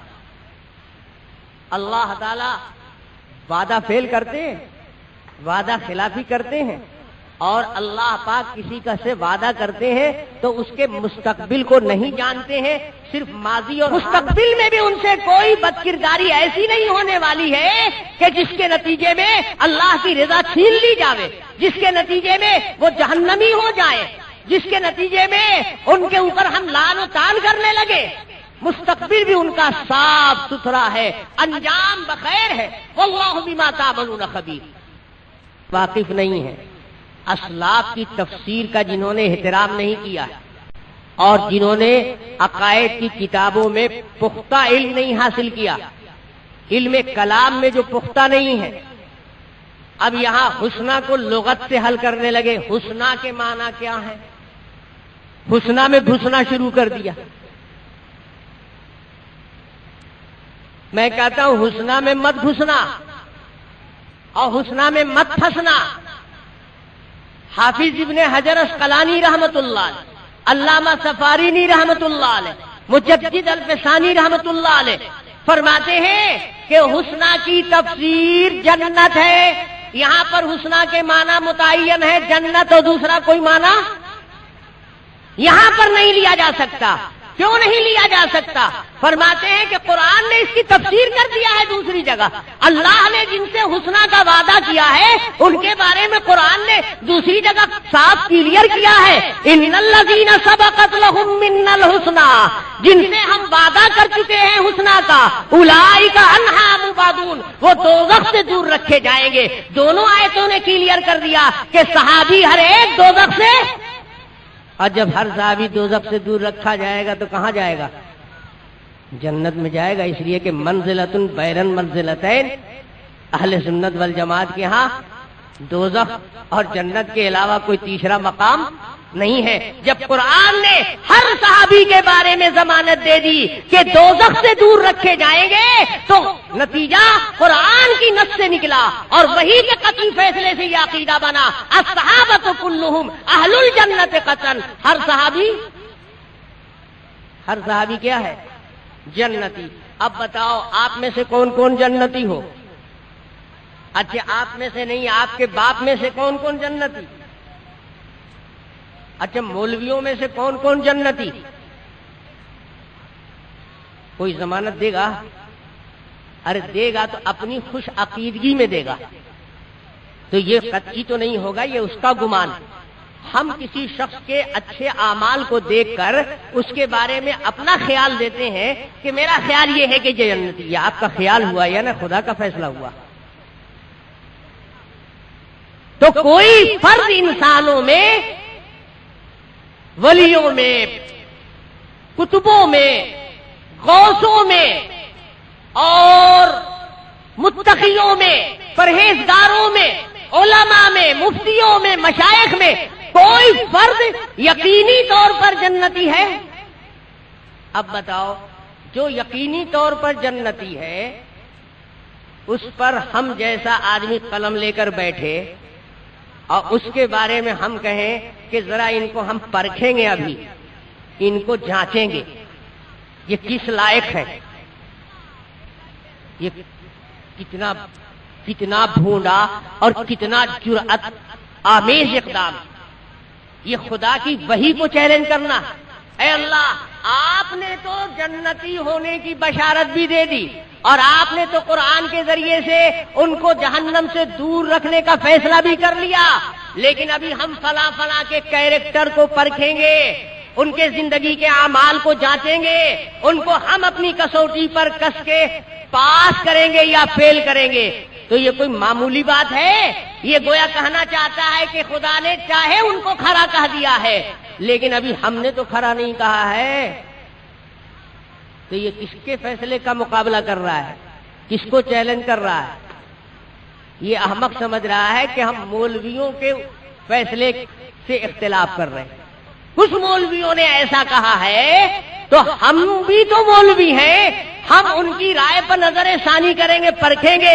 اس احمق کو پتہ نہیں ہے کہ تم چبدی اور چبدی کے شوربا، تم کو کیا معلوم کہ علم کلام کیا ہے؟ علم کلام قرآن اور حدیث کا مغز ہے، جس کو قرآن اور حدیث کی گہرائی میں اتر کر فنکاروں نے اس سے آبدار موتیاں نکالی ہیں اور تب اس کو عقیدے کی کتابوں میں جگہ دیا ہے۔ اس کو چیلنج کرنا، قرآن کو چیلنج کرنا ہے، وحی کو چیلنج کرنا ہے، پیغمبر اعظم جناب محمد الرسول اللہ صلی اللہ علیہ وسلم کے فیصلے کو چیلنج کرنا ہے۔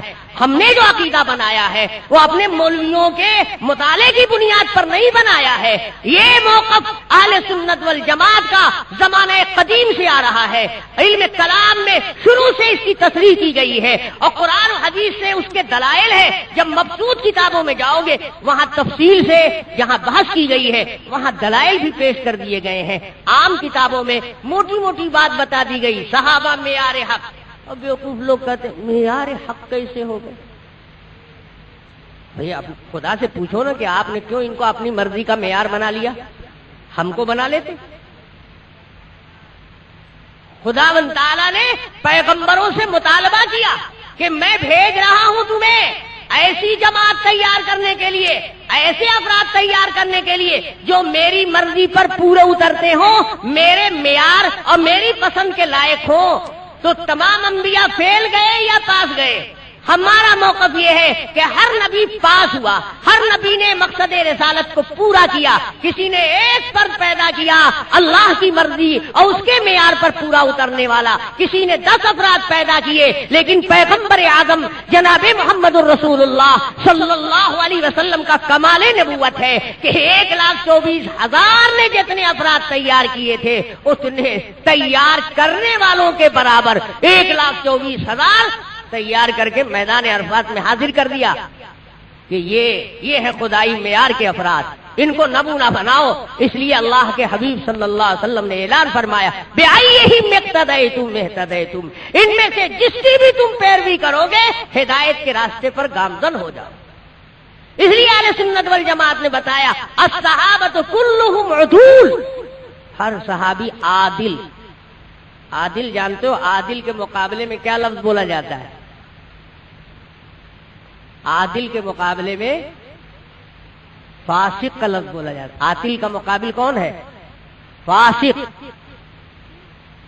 تو ہر صحابی عادل، یعنی کوئی صحابی فاسق نہیں ہے، فسق و فجور سے ہر صحابی بری ہے۔ اللہ تعالیٰ نے فرمایا ہے حبب الیکم الایمان وزینہ فی قلوبکم وکرہ الیکم الکفر والفسوق والعصیان، اللہ نے محبوب ترین بنا دیا ہے تمہارے لیے کیا چیز؟ ایمان۔ حبب الیکم الایمان، محبوب ترین ہی نہیں بنایا بلکہ ایمان کا کمال اور ایمان کی زینت تمہارے قلوب میں پیوست کر دی ہے۔ ان کا ایمان ایسا ایمان ہے کہ اس ایمان پر چیلنج کیا جا سکتا ہے۔ اللہ تبارک و تعالیٰ نے اس لیے ان کے ایمان کو معیار بنایا اور بتایا کہ تمہارا ایمان معتبر نہیں ہے جب تک کہ ان کے معیار کا نہ ہو، جب تک کہ ان کے جیسا نہ ہو۔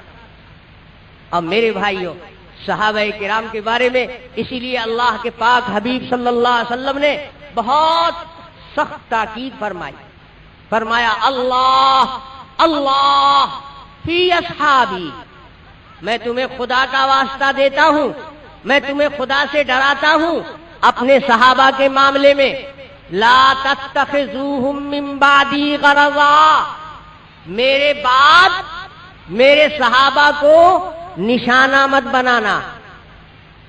کاہے کا نشانہ؟ اپنی زبان درازیوں کا، اپنے قلم کا،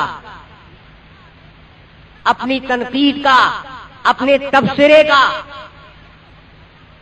لا تتخذوهم من بعدی غرضا فإن من أحبهم فبحبي أحبهم ومن أبغضهم فببغضي أبغضهم، اس لیے کہ ان سے جو محبت کرے گا تو وہ سن لے، ان سے محبت ان کے عمل کی بنیاد پر نہیں کرنا ہے، ان سے محبت ان کے اچھے کردار کی بنیاد پر نہیں کرنا ہے، اچھے کردار والے سے تو محبت کی ہی جاتی ہے، چاہے وہ صحابی ہو یا غیر صحابی ہو۔ صحابی سے بھی اگر ان کے کردار کی بنیاد پر محبت کی تو اس نے کیا محبت کی؟ ان کی محبت میری محبت کی بنیاد پر کرنا ہے، ان کے عمل کی بنیاد پر نہیں کرنا ہے۔ اور ان سے جو بغض رکھتا ہے وہ ان کے کردار کی بنیاد پر بغض نہیں رکھتا ہے، اس کے دل میں چھپا ہوا میرا بغض ہے، اس لیے وہ بغض رکھتا ہے۔ صاحب ذرا الفاظ نبوت پر غور کرو، اور جی چاہے تو ذرا ایک لفظ پر ٹھہر کر اچھی طرح غور کر لو۔ یہ حضور نے فرمایا لا تتخذوہم غرضا من بعدی، میرے بعد نشانہ مت بنانا، یعنی میرے سامنے بنا سکتے ہو۔ بادی کا لفظ کیوں رکھا یہاں؟ یہ قید کیوں لگائی؟ حضور کی موجودگی میں اور نبی کی حیات میں صحابہ پر تنقید کرنے کی گنجائش تھی؟ کیا ان کو نشانہ بنانے کی چھوٹ دی گئی تھی؟ جب حضور کے زندگی میں بھی اس کی اجازت نہیں تھی تو بادی کیوں بنایا؟ بادی کی قید کیوں لگائی؟ قربان جائیے، آقائے دو جہاں سرور کائنات صلی اللہ علیہ وسلم نے دو مسئلہ حل کر دیا اس لفظ میں۔ ایک مسئلہ تو یہ حل ہوا کہ حضور پاک صلی اللہ علیہ وسلم کو لگتا ہے کہ وحی کے ذریعے اس بات کی اطلاع دے دی گئی تھی کہ صحابہ پر تنقید کرنے والے لوگ بعد ہی میں آنے والے،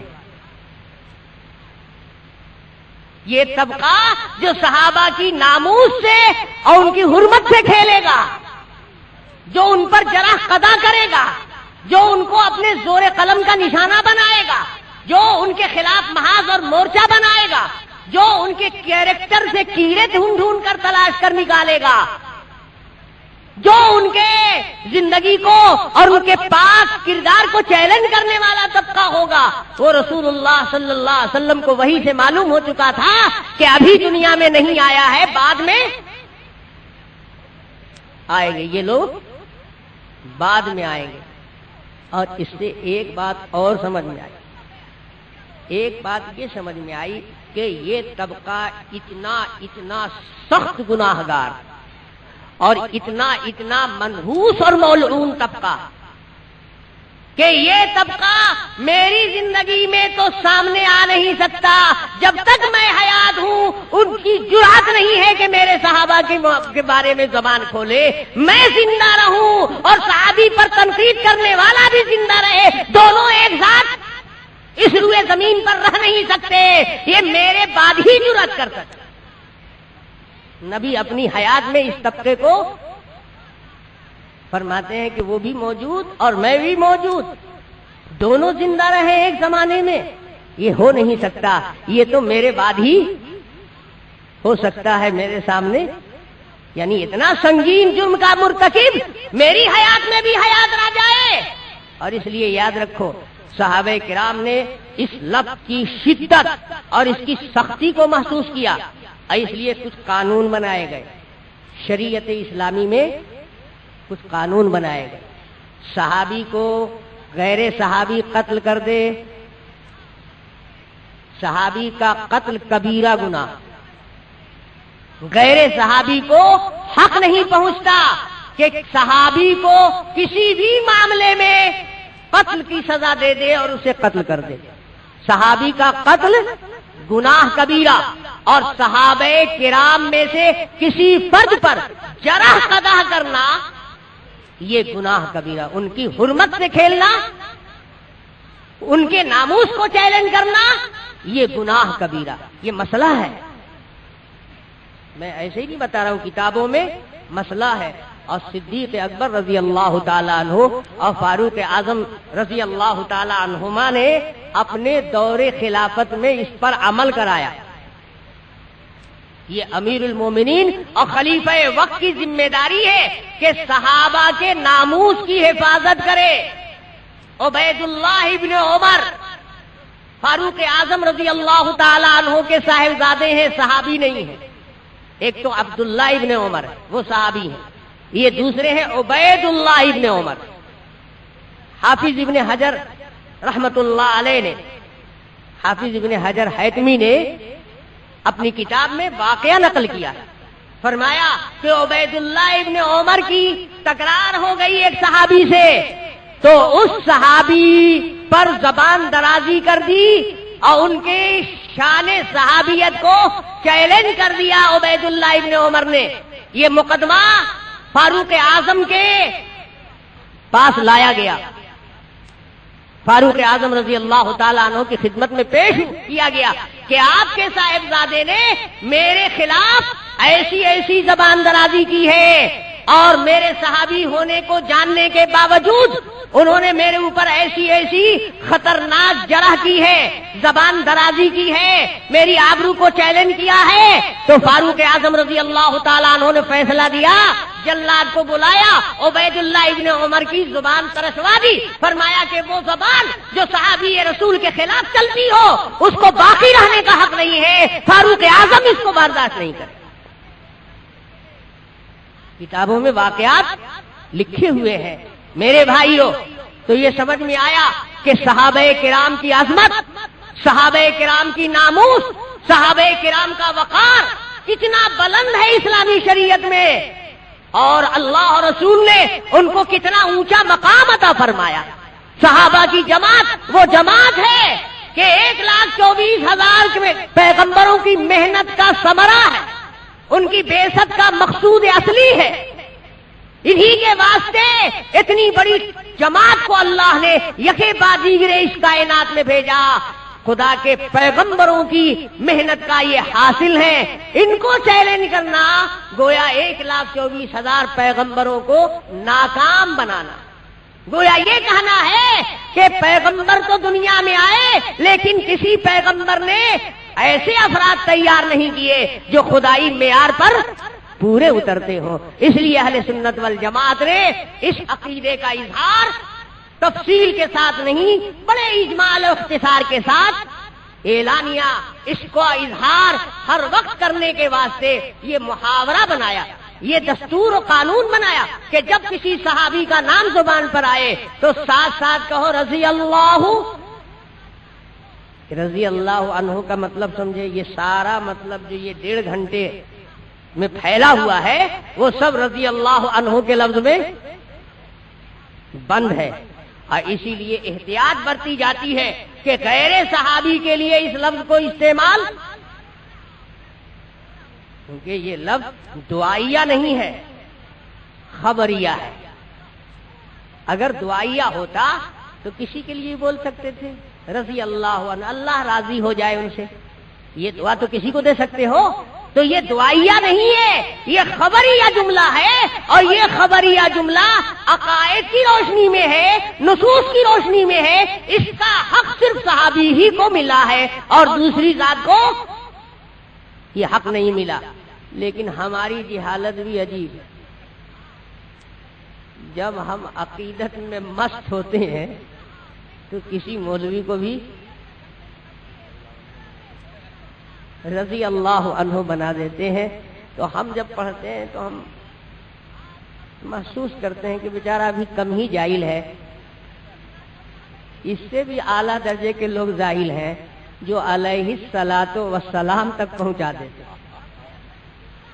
تو یہ بیچارہ تو اس درجے کا جاہل نہیں ہے۔ کتنے لوگ تو علیہ الصلاۃ والسلام تک پہنچا کر دم لیتے ہیں، جبکہ علیہ الصلاۃ والسلام یہ صرف انبیاء کے لیے۔ کیوں بھائی؟ درود اور سلام نبی پر پڑھنے کا حکم آیا ہے کہ ولی پر؟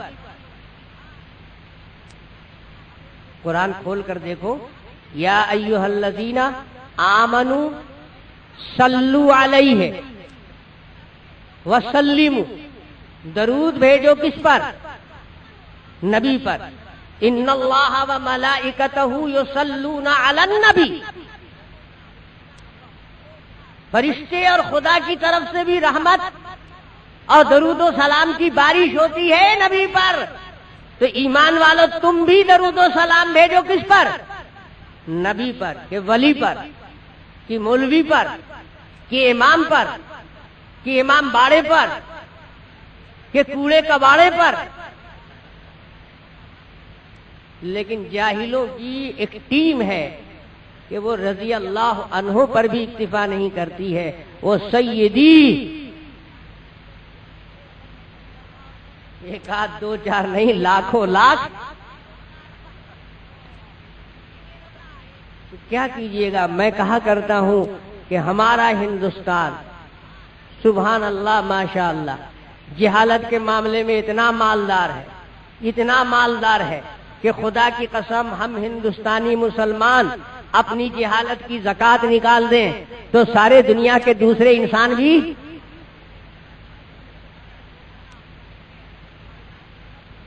ہمارے ملک میں اتنی فراوانی ہے جہالت کی، اتنی فراوانی ہے کہ صرف ہم اپنی جہالت کی زکات بانٹ دیں تو پوری دنیا صاحب نصاب بنے. میرے بھائیوں، میں نے اندازے سے زیادہ وقت لیا. مجھے بتایا گیا تھا کہ وقت 10 بجے تک کا ہے، لیکن بات سے بات نکلتی چلی گئی اور میں آگے بڑھ گیا ہوں. اس لیے آپ حضرات سے گزارش یہ ہے کہ جو کچھ اللہ تبارک و تعالیٰ نے بہتر سمجھا زبان سے ادا کروا دیا، اور جو باتیں اللہ تعالیٰ کو منظور نہیں تھیں اگرچہ ہمارے ذہن اور ارادے میں تھیں، پروردگار عالم نے زبان کو اس سے روک دیا. اللہ تبارک و تعالیٰ نے جس طرح سننے کی توفیق ارزانی فرمائی ہے، خداوند قدوس سے دعا فرمائیے کہ رب کائنات ہم سب کو عمل کی توفیق بھی عطا فرما دے. اور اس سے زیادہ سننا چاہتے ہوں تو کیسٹوں کے ذریعے سن لیجئے. اب طاہر حسین کو اتنا خرچ کر کے بلانے کی کیا ضرورت ہے؟ پاکٹوں میں لے کر گھومیے اور جس عنوان پر آپ کو سننا ہو کان ایڈ دیجئے اپنے ٹیپ کا اور سنتے رہیے. آپ ہمارے یعقوب خان صاحب مینار الیکٹرانک والے، اللہ پاک ان کو خوب جزائے خیر عطا فرمائے، پوری دنیا میں انہوں نے کیسٹوں کے ذریعے سے مختلف عنوانات پر بیانات پھیلا دیے.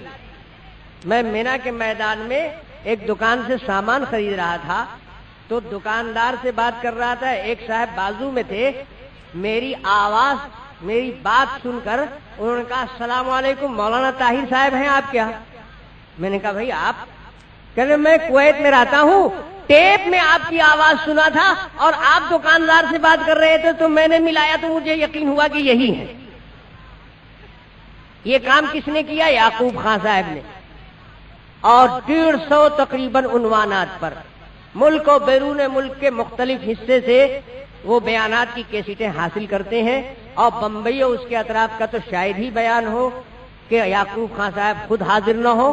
یہ ان کی مہربانی ہے کہ انہوں نے ٹیپ میں بند کر دیے اور مختلف عنوانات پر کیسٹیں تیار کرا دیں. جس عنوان کی جہاں ضرورت ہو یا جس سے آپ کے ذہن اور ذوق کی مناسبت ہو آپ کیسٹیں یہاں سے لے جائیے. اور اگر آپ سننے سے بالکل ہی تنگ آ گئے ہوں یا اکتا گئے ہوں سنتے سنتے، اب کان سے کام نہیں لینا چاہتے ہوں تو آنکھ کو استعمال کیجئے، کچھ پڑھنا لکھنا سیکھیے. تو آنکھ کا بھی انتظام ہے. 2 کتابیں یہاں اسٹیج پر موجود ہیں. ایک کتاب تو میری لکھی ہوئی ہے اور ایک ہمارے دوست ہیں ضلع اعظم گڑھ کے حضرت مولانا اسرائیل صاحب قاسمی، اللہ پاک ان کے عمر میں برکت عطا فرمائے.